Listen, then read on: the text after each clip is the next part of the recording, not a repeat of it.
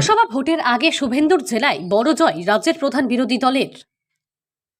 লোকসভা নির্বাচনের আগে শুভেন্দুর জেলায় বড় জয় রাজ্যের প্রধান বিরোধী দলের। দরজায় কড়া নাড়ছে লোকসভা ভোট। বেজে গিয়েছে লোকসভা ভোটের দামামা। যে কোনো মুহূর্তেই ঘোষণা হতে পারে লোকসভা ভোটের দিনক্ষণ। ইতিমধ্যেই রাজ্যের 42টি লোকসভা কেন্দ্রের প্রার্থী তালিকা ঘোষণা করেছেন রাজ্যের শাসক দল।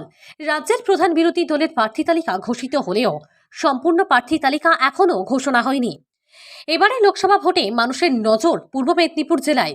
লোকসভা নির্বাচনের আগেই আনন্দে মেতে উঠল বিজেপি কর্মী সমর্থকরা। পদুমপুর সমবায় কৃষি উন্নয়ন সমিতি লিমিটেডের নির্বাচন ছিল এবং এই সমবায় সমিতির বোর্ডে বিগত প্রায় 15 বছর ভোট হয়নি এবং তৃণমূল কংগ্রেস একাধিপত্র এখানে হাত তোলা ভোট করিয়ে এবং বিরোধী দলের কোনো প্রার্থীকে নমিনেশন না করিয়ে এবং করতেও দেওয়া হতো না, একাধিপত্র বজায় রাখছিল। আজকে এই সমবায় সমিতির নির্বাচনে বিজেপি আমরা আমাদের মনোনীত প্রার্থীদের নির্বাচনে প্রতিদ্বন্দ্বিতা করিয়েছি এবং সেই সঙ্গে আমরা জয় হাসিল করে নিয়েছি। টোটাল 12টা সিটের মধ্যে আসনের মধ্যে আমরা 8-4 ব্যবধানে জয়। লোকসভার ভোট আবহাওয়ায় সমবায় নির্বাচনে বিপুল জয় পেল রাজ্যের প্রধান বিরোধী দল বিজেপি। একদিকে লোকসভার ভোটের প্রচার শুরু হয়ে গিয়েছে প্রার্থীদের। বিভিন্ন দলের প্রার্থীরা মন্দির মসজিদে যাওয়ার পাশাপাশি এলাকায় এলাকায় জনসংযোগের জন্য স্ট্রিট কর্নার একাধিক কর্মসূচি গ্রহণ করেছে। লোকসভা ভোটে দামামা বাজার মধ্যেই হয়ে গেল একটি সমবায় সমিতির নির্বাচন। আর এই সভায় নির্বাচনে তমলুকে লোকসভা ভোটের মুখেই ধাক্কা খেল তৃণমূল।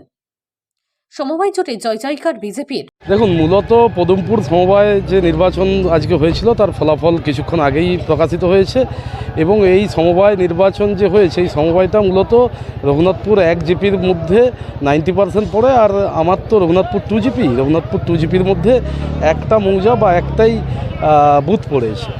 তো নির্বাচন বিভিন্ন প্রেক্ষাপটে হয়, ঠিক আছে।